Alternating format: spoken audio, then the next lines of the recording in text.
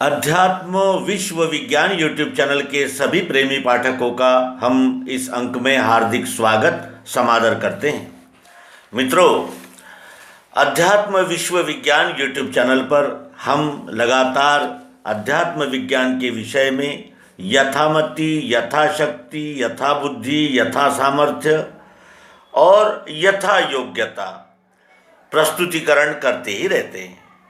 कुछ त्रुटियां अवश्य ही होगी, क्योंकि बौद्धिक स्तर, बौद्धिक पात्रता जिसे हम आईक्यू कहते हैं, दूसरा स्मृति यानी तीक्ष्ण और प्रखर होना, तीसरा शास्त्रों का विधिवत व्यवस्थित अभ्यास होना आदि कई ऐसे प्रश्न हैं जिसमें हमारा न्यूनत्व, हमारी कमियां हमें स्पष्ट नजर आती है।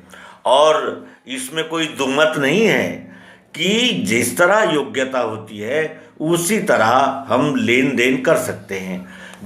जितना धनवान होगा उतना धन दे सकता है, जितना धन लेने की पात्रता होगी, कला और बुद्धि होगी, उतना ले सकेगा। उसी तरह ये भी है। लेकिन ये अध्यात्म विश्व विज्ञान यूट्यूब चैनल किसके लिए है? किसके लिए है ये? उन विज्ञानियों के लिए है जो यानी जिनका अभ्यास पूर्ण हो गया है और जो प्राप्ति की दशा में उपस्थित है, उनके लिए है? नहीं। अध्यात्म विश्व विज्ञान ये प्राथमिक ढंग से अध्यात्म विज्ञान से जन जन का परिचय कराने का एक माध्यम है। और ये माध्यम जिज्ञासा जागृत कर पाया यदि आपके हृदय में अध्यात्म विज्ञान, मनुष्य जन्म, नरजन्म का सार्थक, स्वस्वरूप का बोध आदि विषयों पर जिज्ञासा जागृत कर सका, तो भी हम अध्यात्म विश्व विज्ञान के इस प्रयास को सफल मानेंगे और इसका हमें अवश्य ही यानी समाधान होगा। ये प्रयास किस लिए है? जैसे विद्यार्थी संपूर्ण जीवन भर यानी वर्ष भर कष्ट करता है, अभ्यास करता है। क्यों? क्योंकि वो जानता है एक दिन यहाँ वार्षिक परीक्षा होगी और उस वार्षिक परीक्षा में मुझे उत्तीर्ण होना है, और वार्षिक परीक्षा में उत्तीर्ण होने के लिए वो वर्ष भर अभ्यास करता है।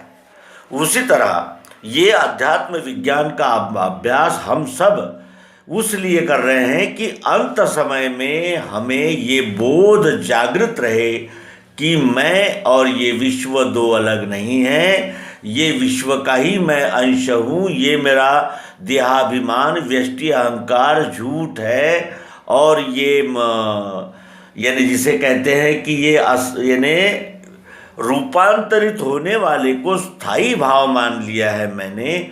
इसका बोध अगर हमें हो गया तो हमारा आगामी जो अवतरण, आगामी जो आना होगा, वो उस भूमिका में आना होगा जिस भूमिका से हम पूर्णत्व की ओर बढ़ पाते हैं। पूर्णत्व क्या है? पूर्णात पूर्ण मुदच्यते, उसका हम अंश है। हम न्यूनता, हम जो कमियां अपने आप में देखते हैं, ये हमारी भूल है, क्योंकि हम संपूर्ण के अंश हैं और संपूर्ण के अंश संपूर्ण ही होते हैं, अपूर्ण नहीं होते। ये बोध लेने के लिए हमें अंतकाल में उस भाव में अपने देह को त्यागना है। ये व्यावहारिक अध्यात्म विज्ञान की प्रक्रिया है। तो उसके लिए जैसे किसी मुझे पहलवान को अखाड़े में विजयी होना है, उसके कुश्ती में जीतना है, तो वो क्या करेगा? अच्छी खुराक लेगा और व्यायाम करेगा और कुश्ती के दांव पे सीखेगा, तभी वो उस ओहदे में एक पहलवान को चित कर सकता है। उसी तरह हम अपने मन यानी जिसे कहते हैं ग्रहण यानी श्रवण, मनन और चिंतन, निधिध्यासन, इसके द्वारा साक्षित्व में और साक्षित्व से आस्तिक्य में प्रवेश करने की ये प्रक्रिया है। प्रक्रिया अत्यंत कठिन है, क्योंकि बीच में अनेक प्रकार के व्यवधान हैं।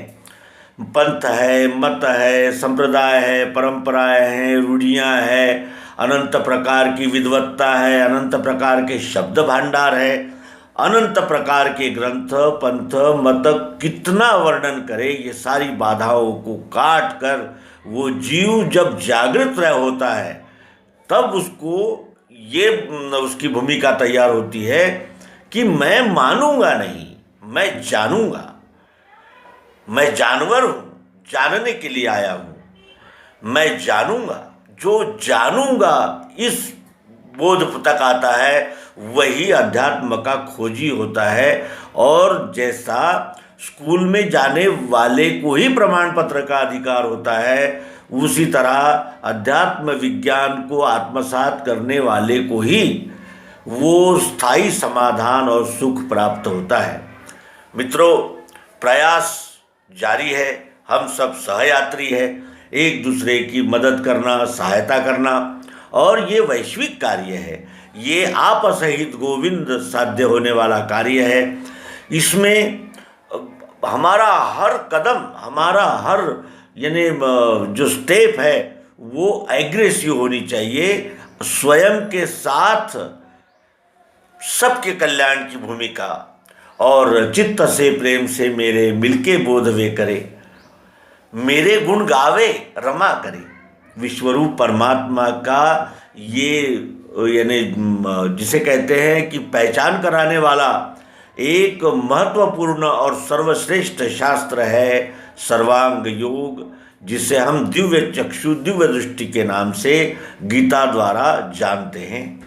और इस सर्वांग योग की प्राप्ति जिस तरह हमें ईश्वरी कृपा से हुई, उसके लिए हमने न कोई दावा किया था, न कोई अर्जी दी थी, न किसी को न चरण वंदना की थी, कुछ नहीं किया था, आप ही आप। लेकिन हाँ, उसके लिए बचपन से ही सत्संग और अनेक प्रकार के धार्मिक विचारों को समझना, सुनना और श्रीमद् भगवद गीता को जानने का ध्यास रखना। श्रीमद् भगवद गीता को जानने का ध्यास ही इस प्रयास में रूपांतरित हुआ है। और इसमें जो पड़ाव आए वो अत्यंत आश्चर्यजनक भी है और कल्याणकारी भी। यानी जिस तरह धीरे धीरे विकास होता है, धीरे धीरे कोई चीज़ें बढ़ती है, उसी तरह ये धीरे धीरे प्रस्फुटित होता रहा अध्यात्म विज्ञान। और इसको जो जैसे जिसे कहते हैं तत्ववेत्ता जन जो है वो सहयोगी बने, और उन्होंने इतना सहयोग किया कि उससे स्वामी श्री जीवनानंद जी चैतन्य इनके पद स्पर्श का लाभ हुआ। और स्वामी जी ज्ञान के भंडार तो थे ही, लेकिन अनुशासन और व्यवहार कुशलता इसके भी अद्भुत उदाहरण थे। और उससे ही धीरे धीरे ये आनंद प्राप्त हो रहा है। और ये ऐसा यानी कार्य है कि जितना बढ़ेंगे उतना बढ़ता चला जाएगा। और अंत में श्रोता वक्ता जैसे हम बोल रहे हैं, तो क्या बोलते समय हम सुन नहीं रहे हैं? यानी जो दे रहा है वही ले रहा है, केवल एक भूमिकाएं ये सब है। और ये इतनी प्रस्तावना करने का कारण यही है कि स्वामी जी डॉक्टर जीवनानंद जी चैतन्य, इनके विषय में अगर कोई महत्वपूर्ण अध्यात्म विज्ञान को जानने, समझने, आत्मसात करने में सहयोगी अगर कोई संस्मरण हो, तो वो कृपया हमारी YouTube चैनल पर कमेंट बॉक्स में कॉपी पेस्ट के रूप में भेज सकता है।